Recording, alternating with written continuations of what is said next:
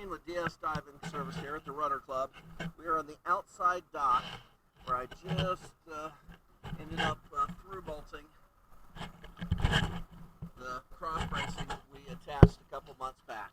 I had to get a power pack to do it, and it just wasn't available until today. So while I'm here, I'm going to go ahead and show you the bottom ends. We drilled through those two, put them on just so you can see it. Alright, it is June 18th, 2020.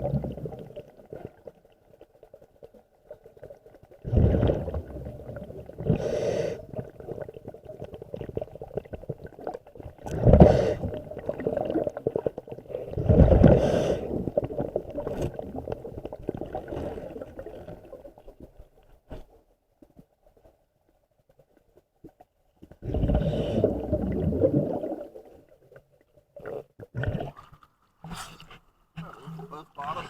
Here's the other top.